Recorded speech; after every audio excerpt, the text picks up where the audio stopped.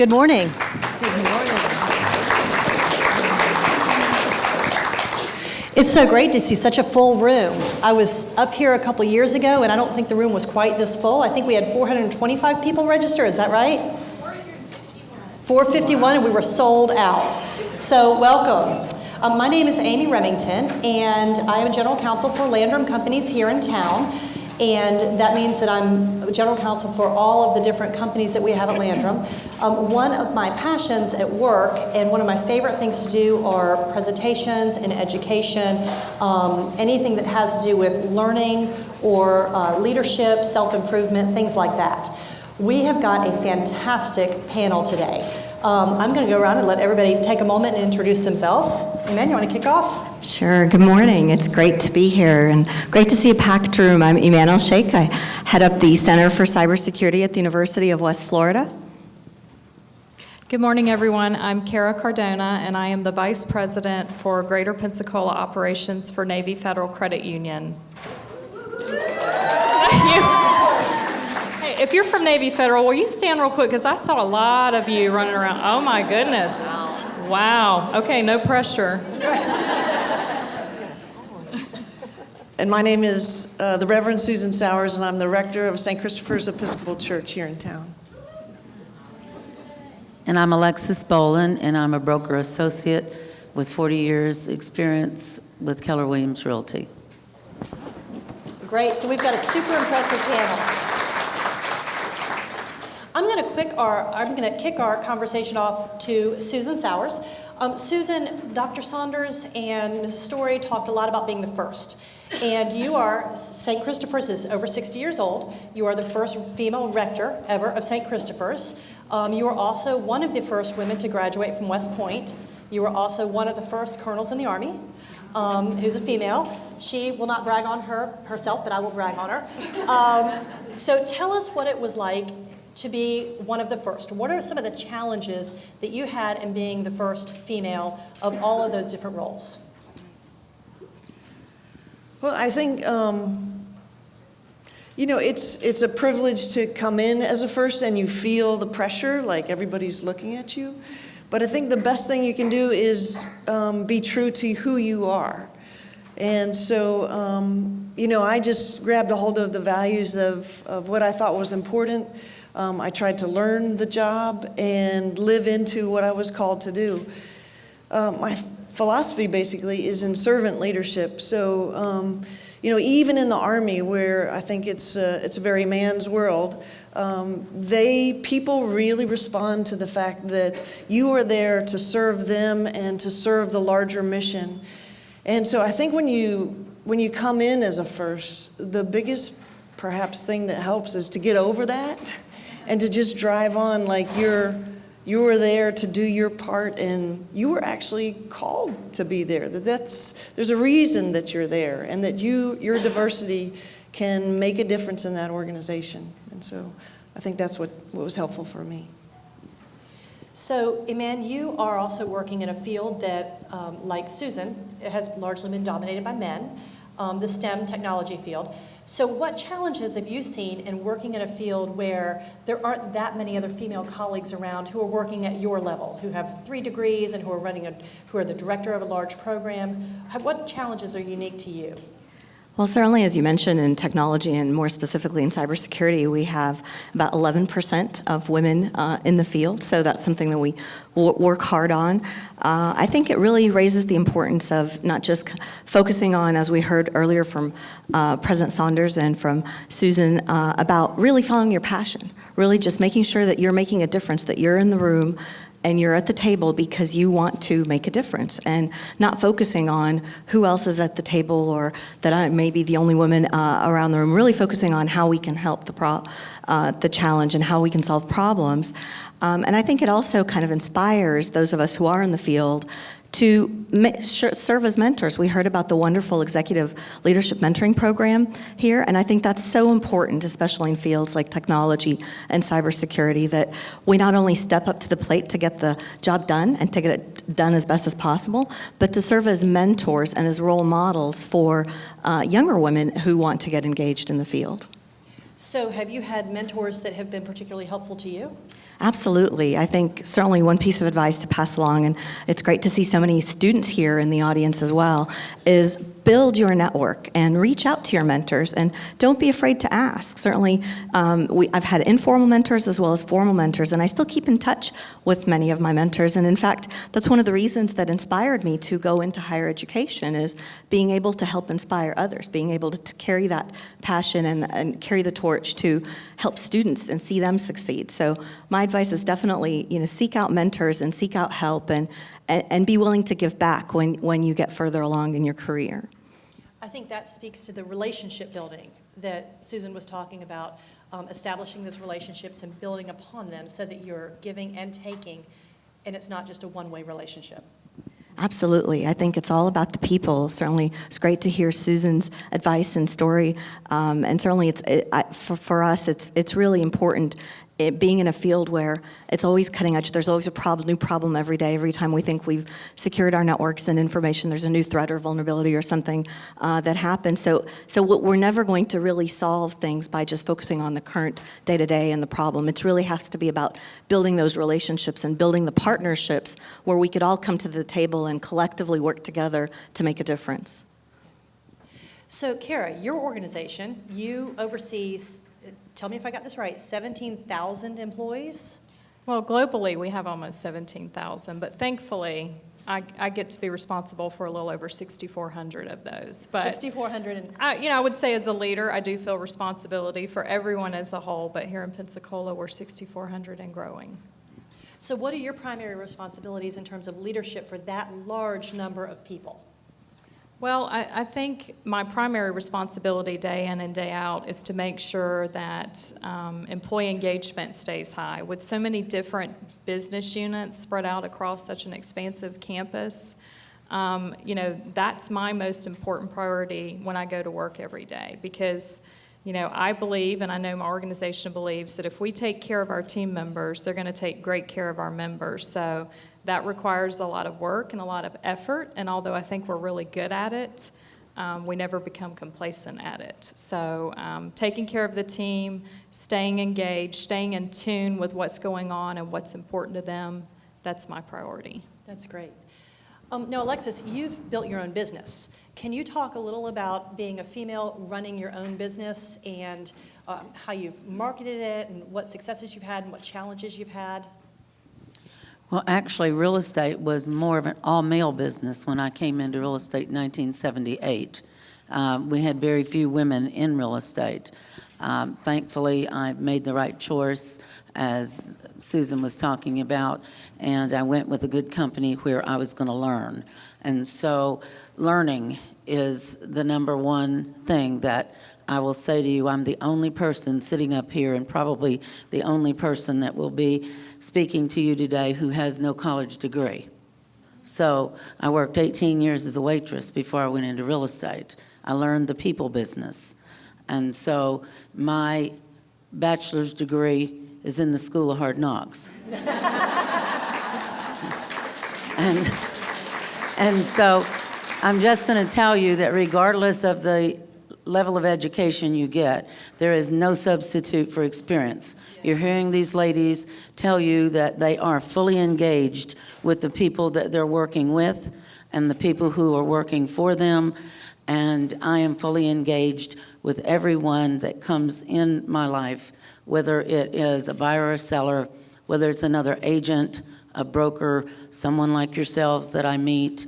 I am fully engaged with those people. Communication is the number one thing that is going to help you build a business, and people know if you care.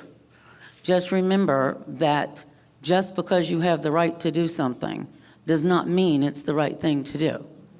There are a lot of times that I've had to step back and do things that would have not benefited me as much as it would have benefited the multitude.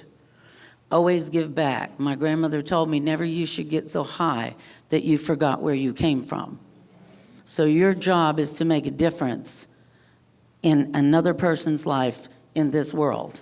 Your job is not to be here to mark time. So that's how I've built my business. I built my business on trust and integrity.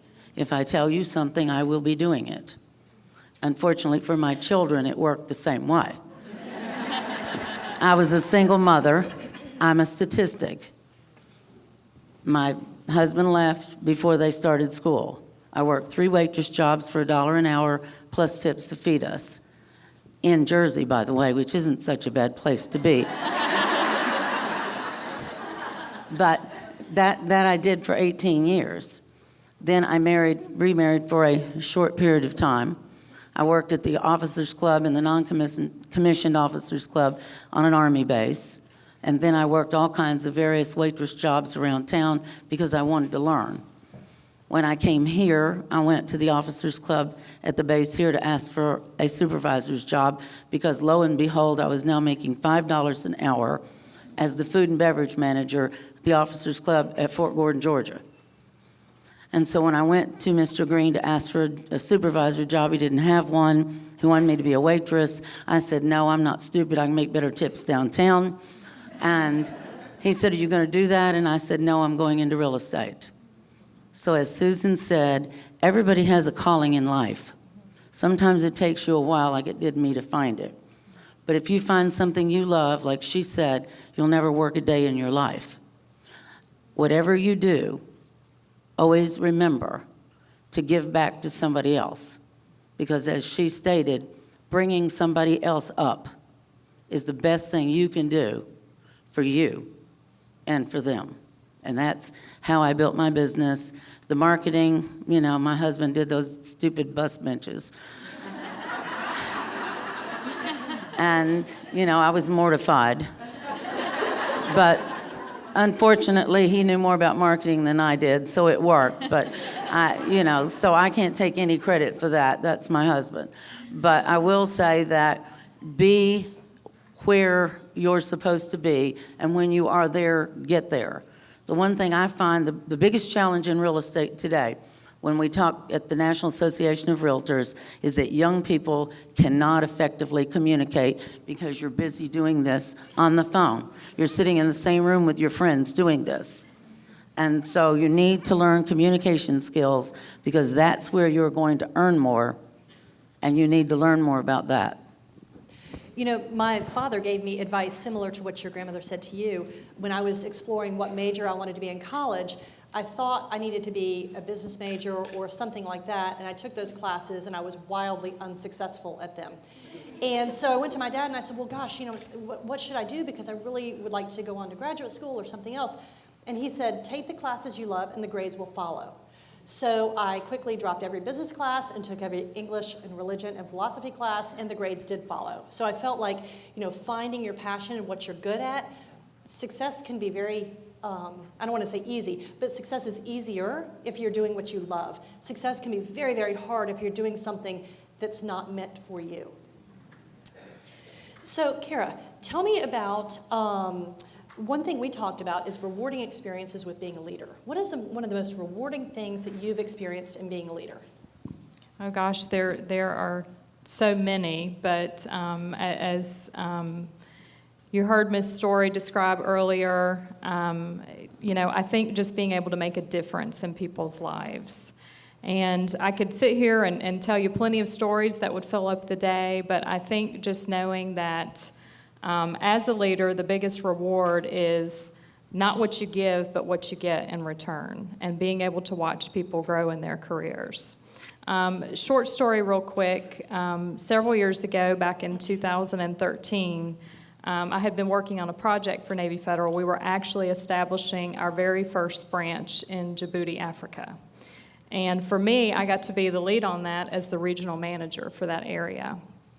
And to really summarize this, it had been a year-long effort. I had been over there twice, flown over to Djibouti, met with the commanding officer, worked really hard to try and find the right leadership that would be willing. Can you imagine trying to recruit people to go and work on the border of Somalia? It was a little challenging, but put a lot of work into that. A lot of people, a lot of involvement of, we can make this happen. And then I think for me, one of the defining moments as a leader was being there on the front steps of that branch opening day and looking at this team that I had packed up and brought halfway across the world with me and looking out, and all we could see was military uniforms. And so at that moment for me, it wasn't about the business. It wasn't about all the work that we put into it for that year. It was that we knew we were making a difference in those service members' lives, and what we did mattered. And so for me, that is something that will always stand out. That's a great story.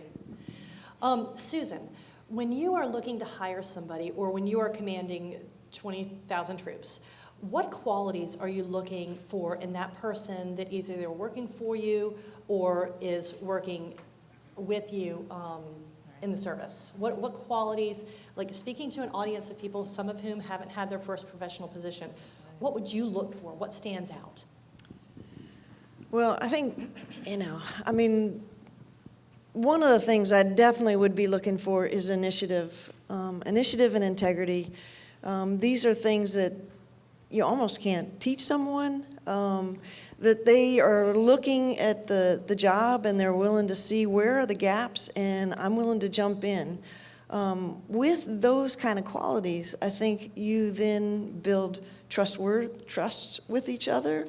There is a sense of we are actually a team that's growing and building, that team that we can rely on others doing what they're called to do. As a commander, I talked about being a team of teams, and one of the triangle on that team of teams would be competence, character, and commitment. And if you are competent at your job and you grow in competence, that's really important to come in and be able to do that.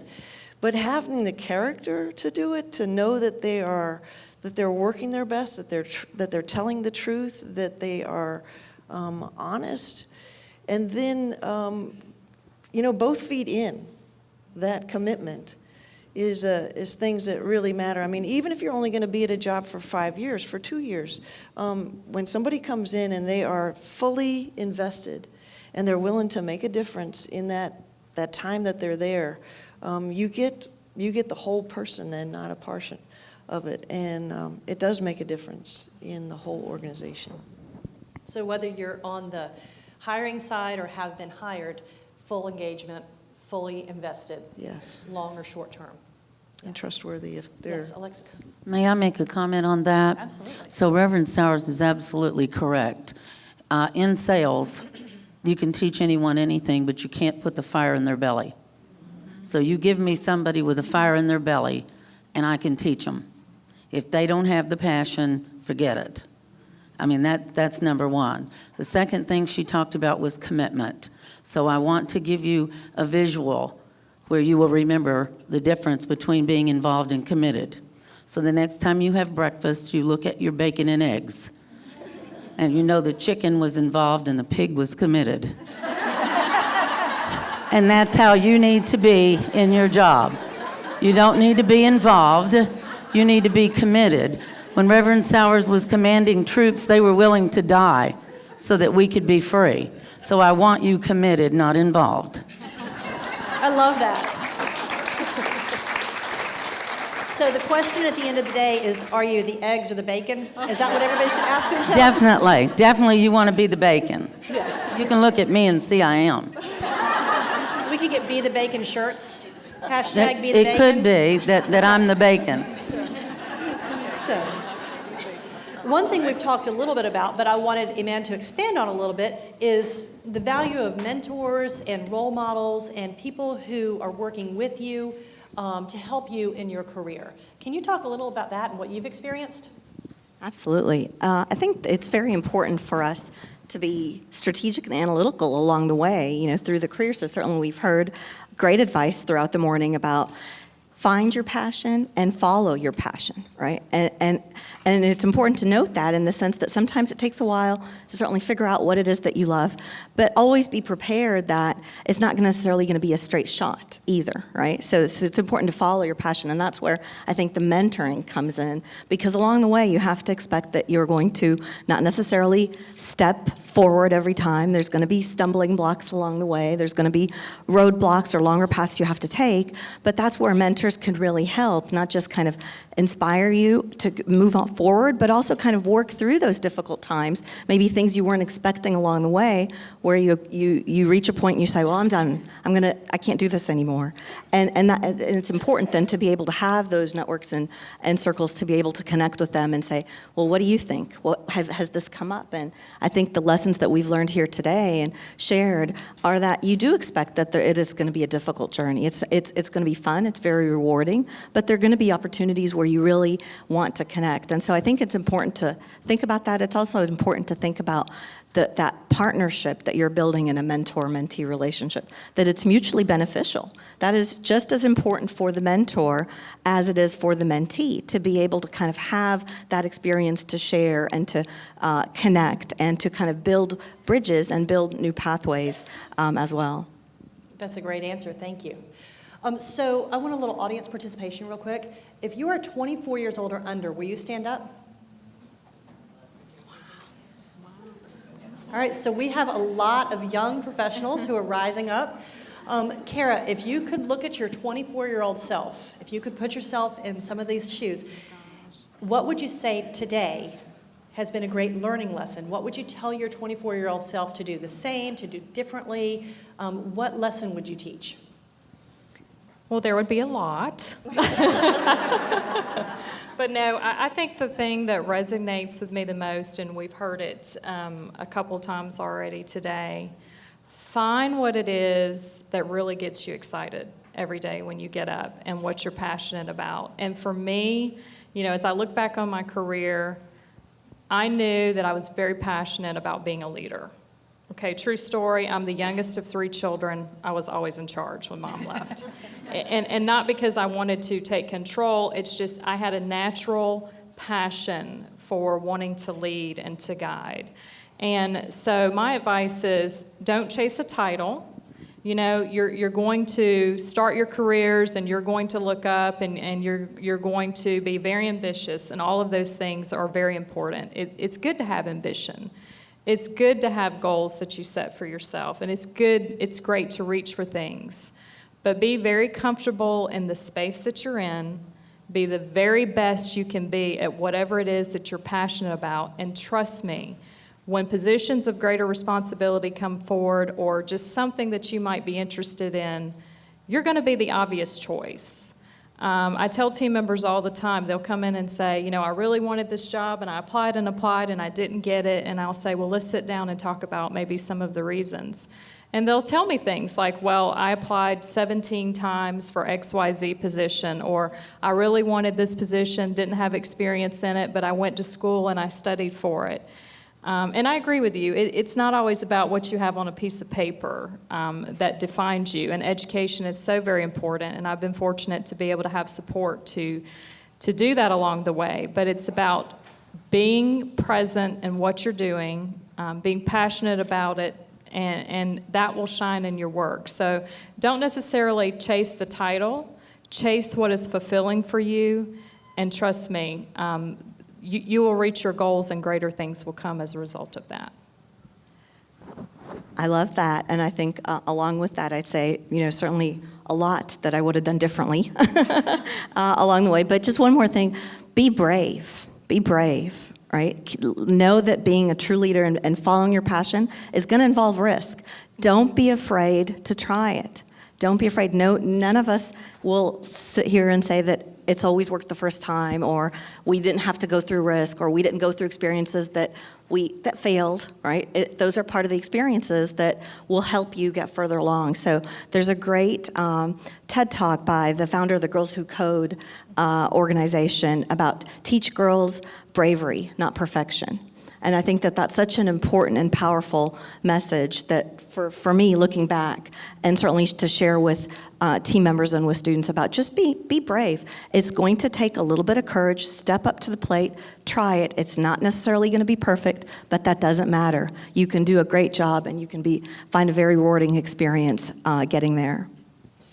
One of the things that we talked about in our pre-meeting and that Susan hit on was the difference between women and men and how they approach a task. And I shared that I approached, my husband and I graduated from law school together from the same school, same track. So very similar. But he would get a task and he would say, I can figure it out. And I would get the same task and say, I'm not qualified, I've never done that before. And that was one of the things I had to learn as a young 24-year-old was jump in, make the mistake, figure it out. And generally, guess what? I could figure it out. But the difference between the way he looked at himself and the way I looked at myself, I felt like I had to be pre-qualified to do something, whereas he felt like, I don't know, I can figure anything out. So that was a different mindset, and from what I understand, that TED Talk talks a lot about the girls and the way they view themselves when they're given a first task. Absolutely, and it's so important to success because many studies will show that a lot of times women won't step up and kind of volunteer to do things because they think it's not going to be perfect. It's not going, I don't have what it takes, as opposed to you look at, as you mentioned as an example, men will often just say, okay, I think I got this. I can figure it out along the way. And I think we've got to realize that to get somewhere, we're never necessarily going to have the entire perfect solution all at once. You've just got to be willing to take a chance and to really just help develop that passion that you have and know that whatever happens, it's a learning experience and you can grow from that and you can help, as Kara mentioned, others develop. That's really one of the most important rewards of all of this, is not necessarily focusing on the outcome, but focusing on the experience and kind of bringing others along, and the rest will follow. So this is an open question for anybody. What rookie mistake did you make that changed your path, or maybe a chance when you fell on your face and you figured out how to get back up again? Well, I'll tell you, as a new waitress, we had a luncheon at the Officers Club for 500 people, and a movie star that none of you've ever heard of except somebody who's 73 like me, Olivia de Havilland, was the guest speaker. And so my mother was head waitress, and she didn't have enough help, so she goes, we'll get you a uniform, polish up your sneakers, and you can pick up dirty dishes off the table and whatever. So I did. They loaded a tray. You all have had service at restaurants where they carry trays. They loaded a tray, put it on my shoulder, and said, just hang on to it. Walked from the ballroom to the kitchen, which was longer than the length of this room. The kitchen has swinging doors. So you kick the door and you go in the kitchen. Well, yeah, that's easy to do. So I kicked the door, and the door came back and hit the tray, and the tray went all over the floor. And I stood there crying. And then I ran upstairs to the ladies' room. My mother comes upstairs and she said to me, we have no time for tears. Get down there and pick up those dirty dishes and get back out on the floor, and the next tray you drop, you're paying for it. So I would just say that things are going to happen to you, and as you've heard already today, just get up and keep going. I could carry a tray in each hand, do formal service, etc. So don't let things stop you. You're going to make mistakes. If you don't make mistakes, then you're perfect. And I haven't met anybody yet, except the good Lord, who's perfect. And so I would say don't look at other people that you think do everything right, because they don't. If they tell you they do everything right, you're looking at a fool, because they don't. Also, I want you to know that you attract people like you. People like you like you. So if you don't like the people around you, do something different. Learn something different. You're only as good as the 5 books that you read, that you have just read, and the 5 people you spend the most time with. And so I'll share 2 other things with you. In work and in business and in sales, you need to learn the best 4-letter word is the word next. If things aren't working out, you need to move on. And the F word in sales, leadership, or anything is flexible, because stuff happens, and if you can't turn on a dime, then you don't need to be where you are, because none of these ladies would be where they were, and particularly Reverend Sowers in the military, because I promise you, with 18 years working at the O Club and the NCO Club, I learned about as much about the operation of the military as she did. And in 2 seconds, the whole world could change. And if you couldn't flip on a dime, then you were in trouble. So be flexible.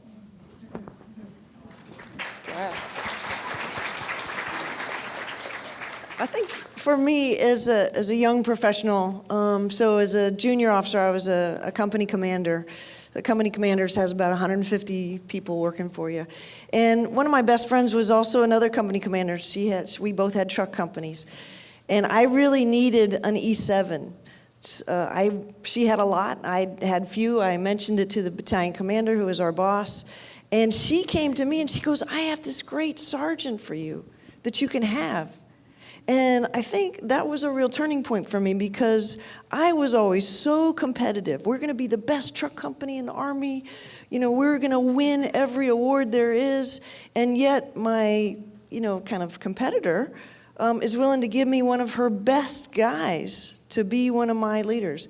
And that really flipped me about. I think this idea of generosity and of being compassionate, and if the larger team wins, we all win.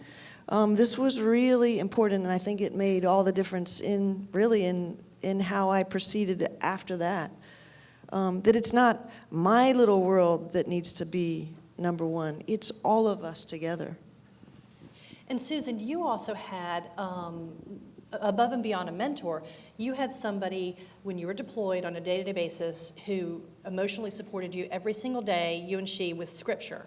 You want to talk a little bit about emotional support, not just the professional development, but the other side of being a human being and how we can make each other better as humans, not just as leaders or owners or whatever, but as human beings.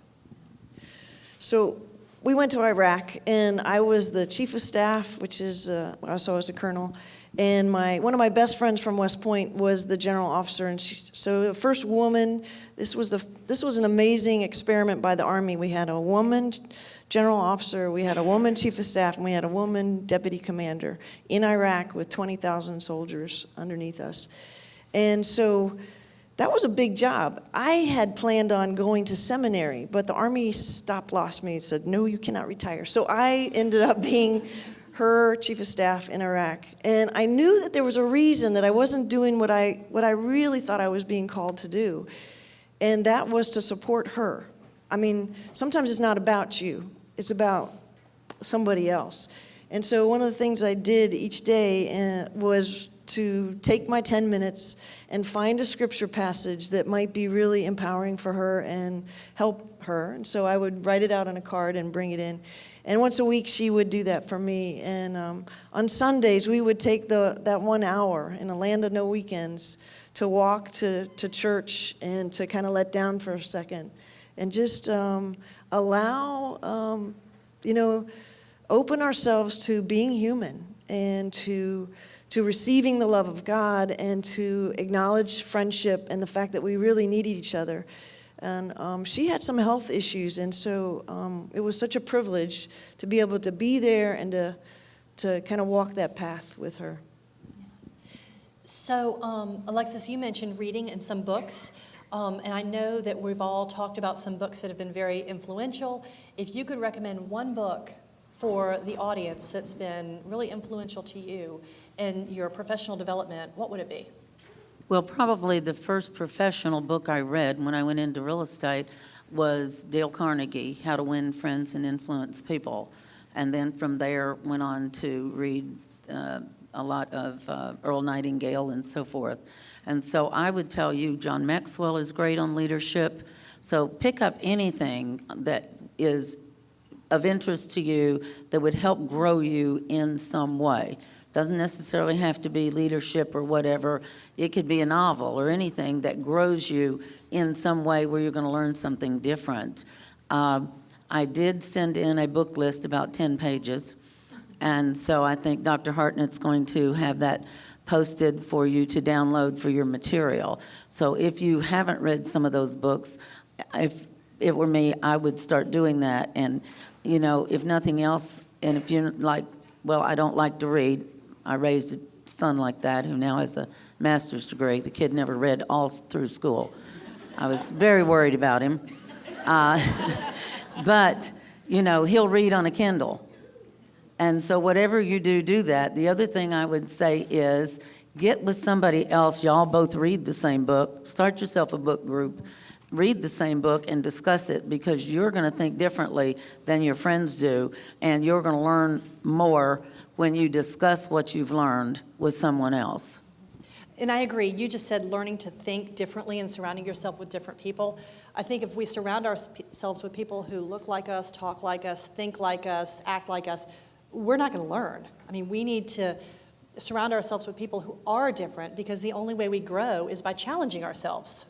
Absolutely, and one of the things I've done is not just stay in Pensacola. Most of us get a real estate license, and real estate is local in nature, so we just tend to stay in our own little area. We don't get out in the world and learn. And so challenge yourself, put money aside to go to a conference or something where you're going to learn something different and be with different people and network with other people. It's been one of the best things in the world that I've done. You know, I mean, I was #1 in sales in Pensacola, and I went to a big conference, and I found out, guess what? I was a zit. And so I just felt real lucky that they allowed me to buy a ticket. So from there, I learned from people who are doing more than me, who are doing better than me at the job, is where you learn. You don't learn laterally. You learn by going to someone who's doing better than what you're doing, and then coming back and sharing it with other people. So expand your mind. The other thing I'll tell you is when you can let go of the outcome of a situation, your income will go up. The person who has no have-tos has no have-to. My mother, I lived in a holler as a young child. I grew up in eastern Kentucky. My mom and dad were professional gamblers. My mother was the best poker player you'd ever seen, but she was like the Bonnie of Bonnie and Clyde. She was packing a concealed weapon before anybody knew what that was. But mother taught me never sit down the way she won in poker all the time. Never sit down to play with people you know nothing about. And never play with money you can't afford to lose. So you should learn about the people around you, people that you're going to go be doing things with, people that are coming to conferences, and you should never be afraid to walk when the time comes. Money should never hold you to doing the right thing. So always be able to walk from any situation. The problem we have with our young people, and of course I'm a mom of 3, is that they all want to be part of the crowd. What I found out is the best thing you can do is be the outlier. Don't be part of the crowd. So what if they don't like you? My grandmother said, who cares? If you have to choose between like and respected, take respected. And don't care if they like you. So get comfortable in your own skin, whoever you are, whatever you are, and be true to yourself first. Thank you. And all of the books are available on the website, as are the books from prior year panelists. And if you really want to treat yourself, all of the prior year panels are also available on the website. So if there's somebody in particular you'd like to see, they're all available right now. So take a look at those. And Mom, did you have some good books? Or I know you mentioned a TED Talk, and we'll put a link to that. Do you have any other great resources on leadership or growth, development? I think my advice certainly is to, I mean, there's so many that I think along the way have helped in various forms. And I think, certainly look to what it is you're passionate about. It would be my advice. And try to make sure you're keeping up with those areas. So for me, for example, in cybersecurity, it changes daily, right? And so we've really got to be looking at kind of even beyond the books in terms of the news, the technical reports, the things that are coming out, that if we want to innovate in the field, how are we going to do that unless we fully understand what the full perspective is? And certainly the earlier conversation about build that team of a diverse team that's really going to support your efforts. If the entire team is like me or like each of us, we're not going to get very far. True innovation requires diversity. And so for us to really move forward, we're going to have to think about building that team that complements each other, that works together. And I think, certainly in terms of resources, be thinking about that passion that you have. What is it that could really help you understand, not just in depth, but understand maybe a different perspective? How can you problem solve? Well, look at another field, for example, another sector. How have they been able to build a culture? We recently hosted the Department of Homeland Security Assistant Secretary for Cybersecurity and Communications, and she talked about building a culture of security. And she said, to do that, I'm looking at how they've built successful cultures in other industry in other sectors, such as preventive health care, for example. And so you have to kind of be thinking about resources, not just in, as the panelists pointed out earlier, not just in leadership, but in various other things that may somehow bring you back to that kind of diverse perspective that will help you innovate and lead in your field. And you would probably say, if the book isn't out there, go ahead and write it, correct? That's what we've been busy doing. That's what she's been busy doing.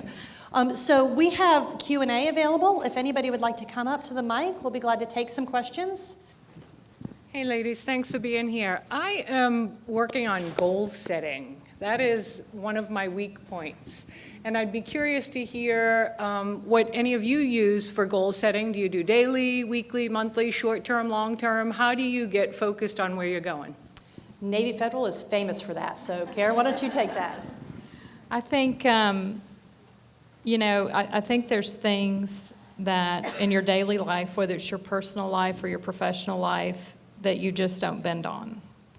It's the same for our organization. We're very committed to preserving our culture. We do whatever it takes to make sure we prioritize that and we don't bend on it. But for me as a leader, to stay focused daily, it's not uncommon for me to go into work and overnight have 98 new emails that have somehow generated from the ether somewhere.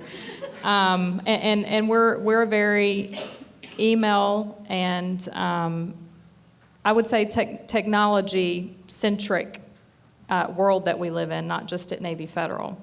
And so it becomes increasingly challenged to stay, focused, and how do you prioritize things. But for me, and I would say for most in our organization, you have to find it is what's most important and just don't bend on that. So for me, making time for my team members and making sure I'm setting aside that personal time to talk to them and schedule that and prioritize that into my day. The staff members that work with me know that's something that I'm not going to bend on. If someone has made time to come and see me and that's on my calendar, everything around it can move, but that cannot move. If someone has taken the time to reach out and send an email to me and they need an answer on something, then I'm making sure that I'm prioritizing getting back to them, because who really is going to ask you a question that they don't need an answer to, right? And so sometimes that's hard. And so I think find the things that are most important, bend everything else around it, but don't bend what you know is most important to you. Thank you. Great question. May I comment on that? Sure. I would call what was just said putting your big rocks in first.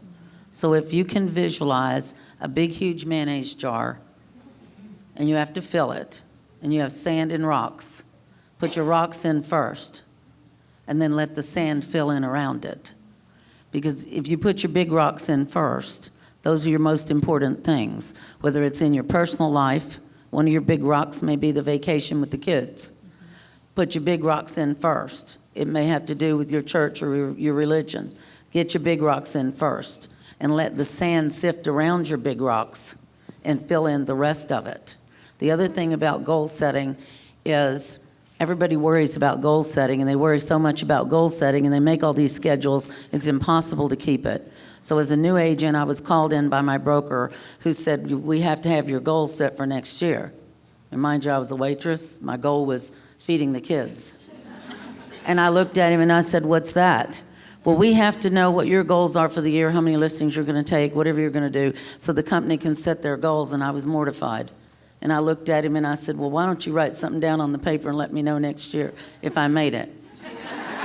And so I'm here to tell you that my goal is to get up every day and do the best I can, put my big rocks in first, let the sand sift around it. Don't get all hung up on goal setting. It is important. Don't get me wrong. And I'm sure there's a lot of people in here who would say she's an idiot and don't listen. But get those big rocks in first. You do the most important things every day that you need to do, and the rest of it will work out. Thank you. Go ahead.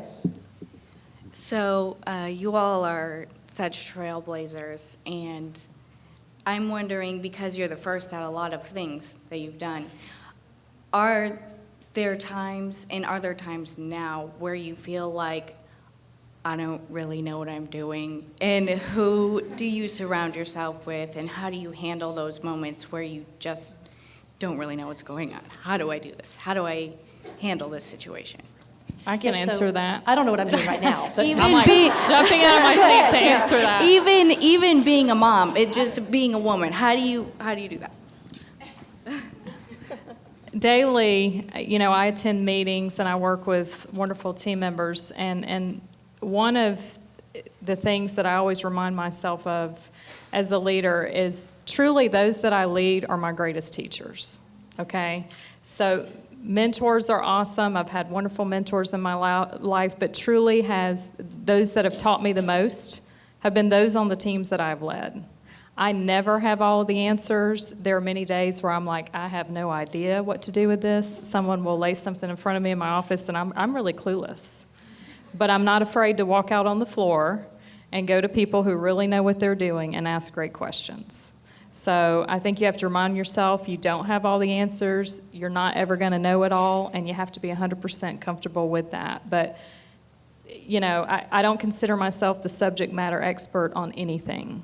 In life, being a leader, being the vice president of Greater Pensacola Operations, but I am surrounded with wonderful people that are really, really, really smart. And I don't mind being wrong. I'm perfectly okay. If I'm wrong about something and somebody corrects me, my first response is, wow, thanks for teaching me something new. Because I care less about being right and more about getting it right. So for me, humility and being able to say, I don't know, but I can figure it out, or I was wrong and thanks for letting me learn something new. Write down the word ask and write this next to it. Always seeking knowledge. You're not going to know everything. And if you're married, you certainly don't. And it goes both ways. But you have to reach out to those people who know more about things than you do and not be afraid to ask. And people who are afraid to ask because they think they're going to ask a dumb question. No, there is no dumb question. It's dumb not to ask the question. So ask the question. Find those people who are doing things well that you would like to do and follow what they're doing. They will help you. 99% of the time, people are willing to help, aren't they? Any of you ever asked for help for somebody and didn't get it? Let me see, show of hands. No, look at the room. Oh, 2. All right. They ask the wrong people. They need to ask different people. See us, we'll help you.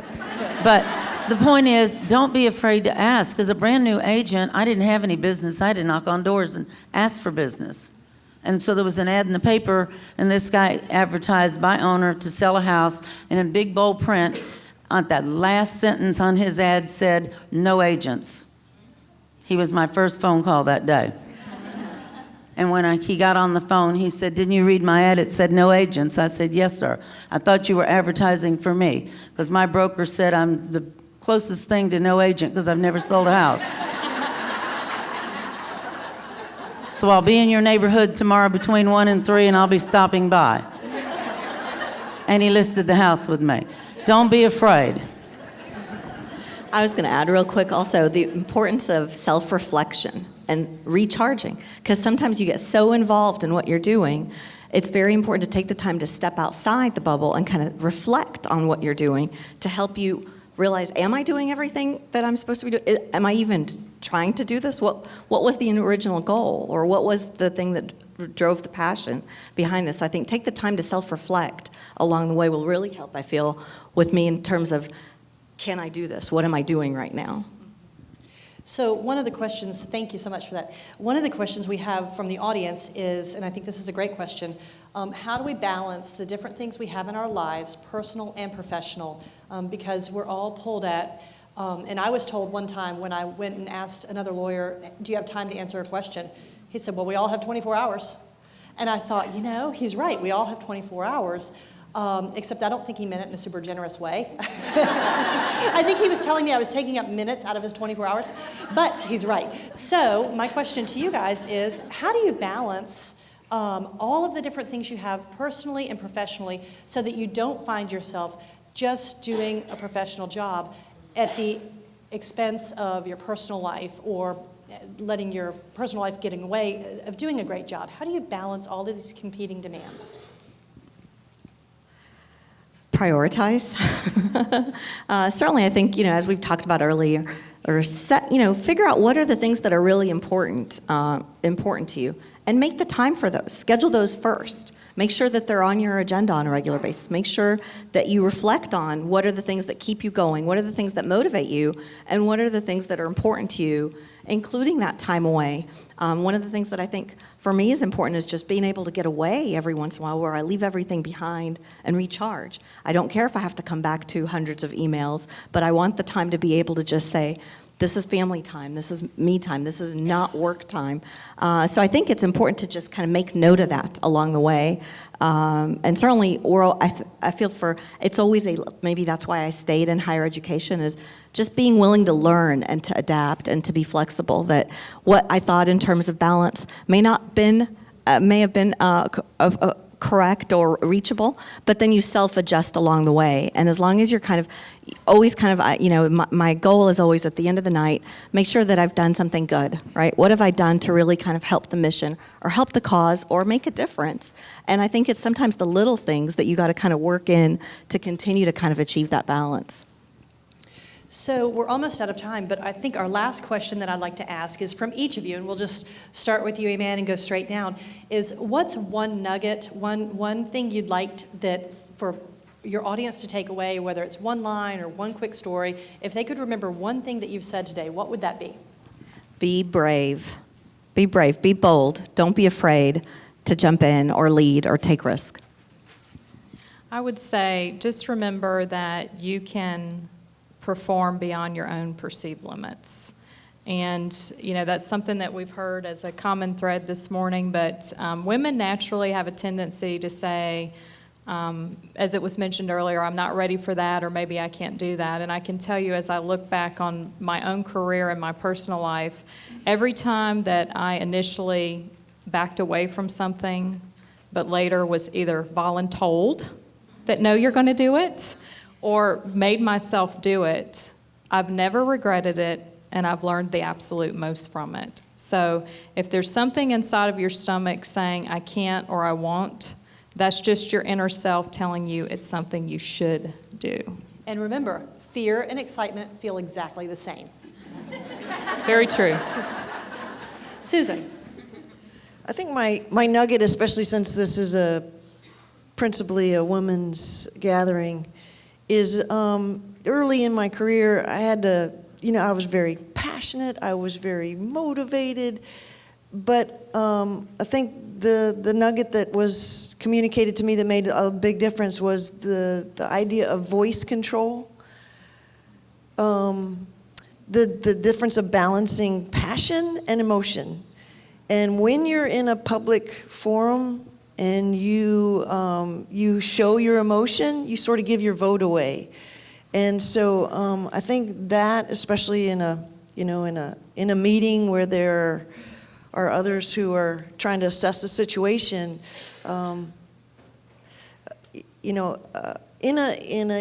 a battlefield, in a helicopter, if the helicopter is going down and you as the pilot start to get all kind of crazy excited, nobody will be able to function. You have to be able to say, okay, we have a problem here. I'm going to need some support on the left side. And I think voice control for a woman is a hard thing to learn, but it's really important. And it will it will ensure your vote will be heard. All right, Alexis? For me, I would say, again, remain calm, be fearless under fire. When the whole place is burning down around you, you're the one that has to be the strong person. I never say I'm a leader, I'm a follower. Everyone up here who's going to speak to you today that you look to as a leader, who may say they're a leader, are a follower. That's why they're a leader, because they learn to follow first and then lead. That helps them figure out what to do. And as far as your whole life goes, write this word down. It's called FORD, F-O-R-D. So when you're planning your day, you're planning your life, faith and family first. occupation second, recreation, and dreams. And if you will put the big rocks in first and make faith and family foremost, occupation will be the sand that sifts around it. Even with me as a realtor, you know, realtors are available 24/7 after the internet. But I schedule the things that are important. My granddaughter has a play. We have to go do this. Those big rocks are non-negotiable, just like you heard. And so the problem we have is we want to please everybody. So, oh, the granddaughter has a play. Maybe we'll show up late. We'll get there halfway through, and it'll still be okay. No, it won't. No, it won't. Family, faith, occupation, recreation, and dreams. And that's where you need to concentrate your whole life. Make a difference in somebody else's life. Be willing to walk away from things that you feel are not the right thing to do, and stand up for what's right for someone else. How many times do we hear stories on TV, used to be radio in my day, and you know, people are getting beat up on the street, and particularly in the New York area. I live 45 miles south of New York, and they just walk around them and keep going. No. Stop, be willing to help, even though if it means you're going to take a punch in the eye. Do the right thing. So Alexis earlier said that the F stood for what? F is, oh, okay, in sales. Well, you know, the FORD F is family and faith. Right, right. But in sales and in business, the F word is always flexibility. And then the best four-letter word is next. Listen, there's always another job. I can promise you there's always another spouse.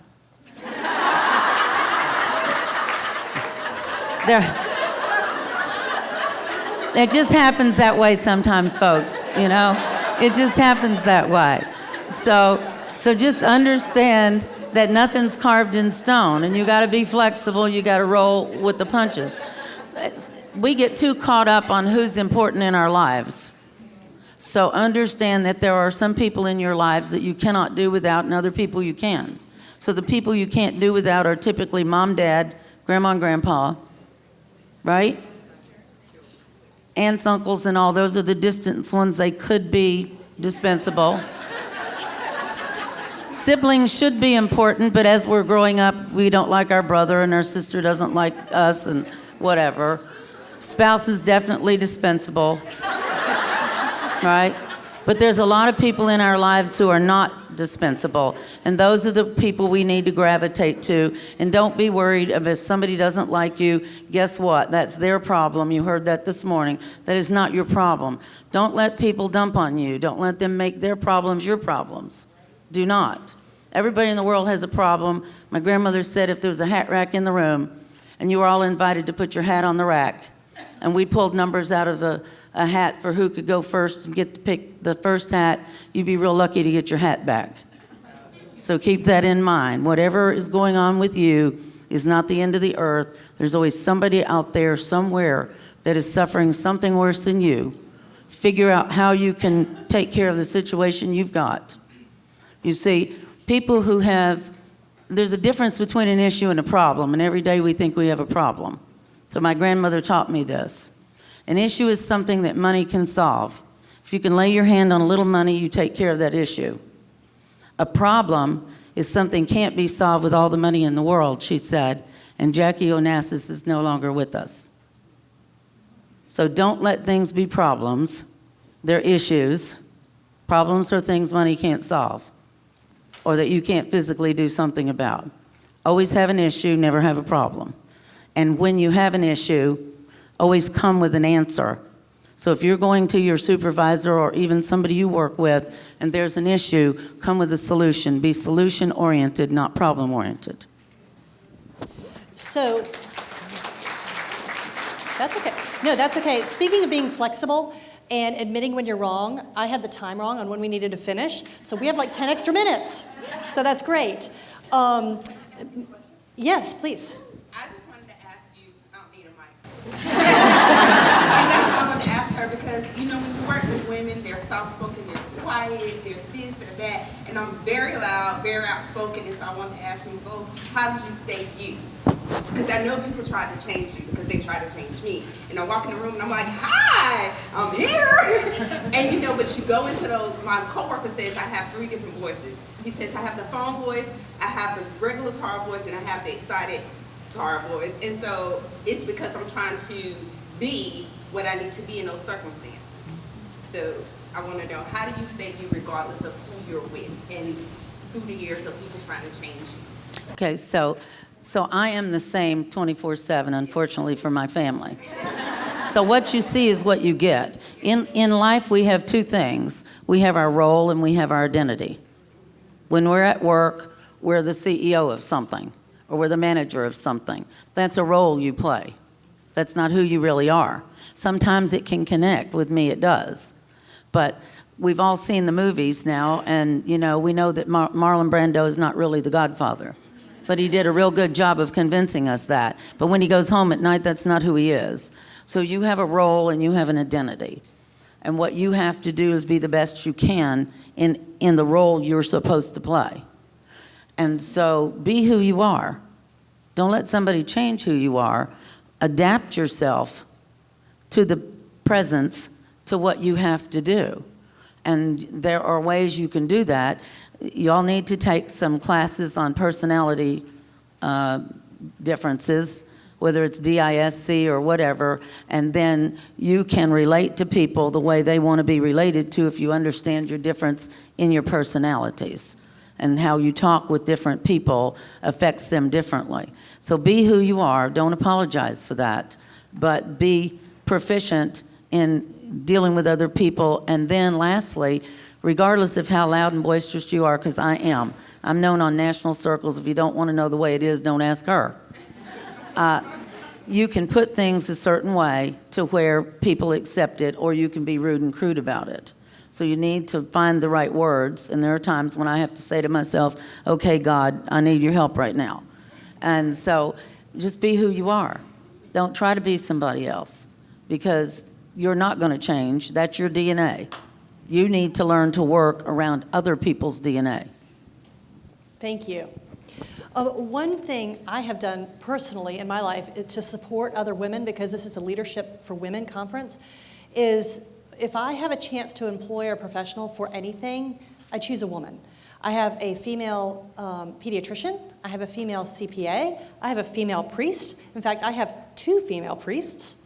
I have every doctor or dentist or lawyer or CPA, whatever the profession is, the first thing I do is seek out a female, and if I can fill the role with a female, I automatically do that. That's how I personally reach forward to support other women. And if I'm looking for somebody to fill a role at work or to give a task to or something like that, I look around to see if there are women who are interested in it, women who are qualified to do it, because I'd like to see more women advance. What are some things that you guys have done outwardly to support other women in their leadership roles? Certainly, I think we start, being in education, I like to focus on, you know, as we talked about earlier, it's really important to focus on getting a great quality education. Jobs will come and go, as you mentioned, and opportunities will come and go. But the more you can build a solid foundation, the more you really have to work with and to grow with. And so we've really taken that message, starting with the K through 12 outreach that we do, and being able to have mentors and role models and peers that go out to the schools and the community events and the various initiatives around town, and just let them see and hear from people who are in the field or people who have gotten there that it's not easy. It's not always, you know, one step forward. Sometimes it's one step forward, 2 steps back, but that you can make it. And so trying to carry that message along and just trying to relate as well. It's very important to, part of our role is really to be able to communicate what we do and really help kind of get people excited about it. But in order to do that, you've got to listen. You really got to listen to what it is that inspires other people, what are the challenges that they're seeing, and be able to relate the message to them. So we try to do that a lot, really starting with elementary school level. And like Susan and Kara said, I think taking a step back and putting yourself second so that you can put somebody else first. Like you were describing your friend who gave you the troop leader that you needed. So Kara, what are some things that you've done? Well, I'm proud to say that for Navy Federal, the larger majority of who we employ are women. So you All the way saw at the that top. well represented. All the way at the very top. Yes, the company as a whole the mix is probably 65 to 70% women on any given day to the male ratio. So we're very proud of that. But, for me, I think it's important to tell your story. So I do what we call a NEO welcome every week. That's an executive welcome. So as new team members join Navy Federal, either Debbie Calder, who's our executive vice president, or myself, or Bill Dagnall will go in and we welcome new team members and we onboard them at Navy Federal. And we get to spend about an hour with them. And there's a lot of things that I could do in that hour, but I like to take that hour to ask them to go around the room. And I ask 3 questions. I ask them to tell me their name, where they worked prior to Navy Federal, and then why they chose to join the Navy Federal family. And that gives me a lot of insight in that hour about who they are and what led them to Navy Federal. But I also take the opportunity to tell them my story and how I started many years ago as a part-time teller. I literally started at the lowest level position you could have in our organization back then.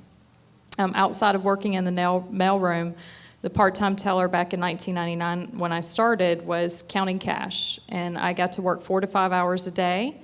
I'm happy to say I was very proud of that job, but I literally went in with not a formal education at that time, basically retail background and service industry. I waited tables and I was a bartender, and I ran the cash register at many retail companies. But I was a very young mother, limited skills, but I knew the first 2 weeks that I worked at Navy Federal that it's a place where I wanted to stay, and it's a place where I felt like I could grow and learn.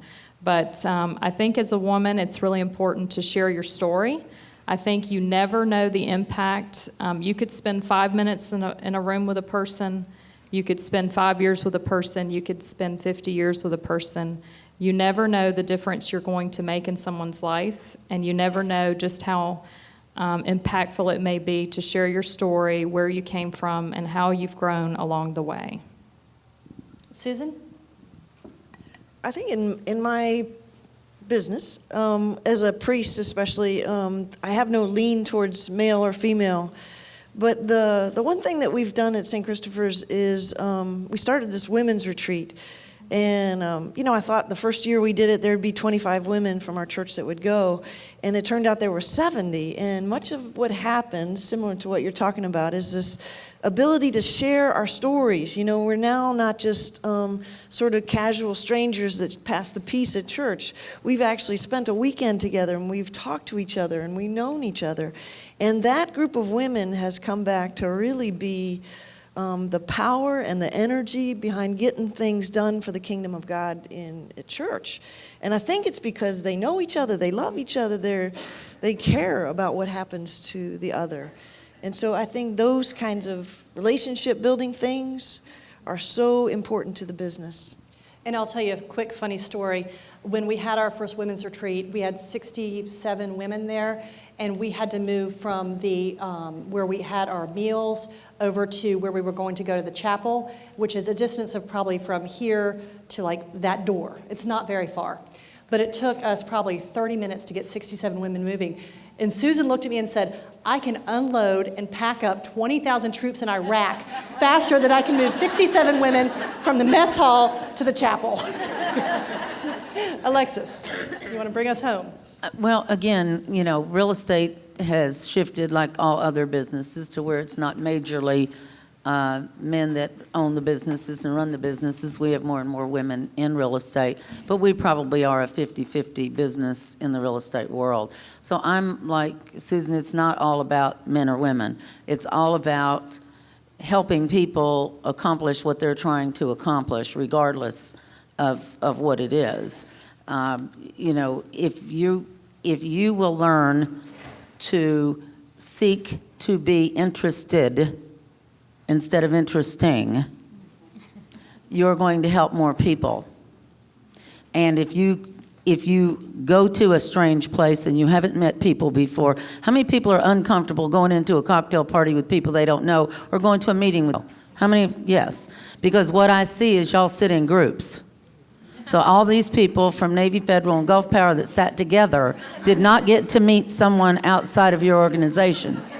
So I'm going to challenge you to get interested in meeting somebody new at every meeting you go to, because that's how you network and learn and grow. Quit sitting with your team. Sit with somebody else. Get out of that. And then use FORD. I gave you FORD. I'm going to show you how to use it again. So you go meet somebody, and I'm going to meet Susan for the first time. I give her my name, and I'm going to start with FORD. Okay? So Susan, do you have children? Are you married? You know, so forth. Then I'm going to say, well, where do you work? That's occupation. Where do you work? Well, how do you like it? You know, all of us have dreams. Do you travel? What's the most interesting thing you've done in the last 12 months? Right? What have you done for recreation? And lastly, where do you see yourself in the next 5 years? What are you passionate about? Where will you be in the next 5 years? If you don't do anything else, you use FORD at the next meeting and quit sitting with your team. So thank you. So to every member of the panel, thank you so much. I know this is a big time commitment out of your day, your very busy day for all of you. Thank you so much for being with us. Can we give these ladies a round of applause, please?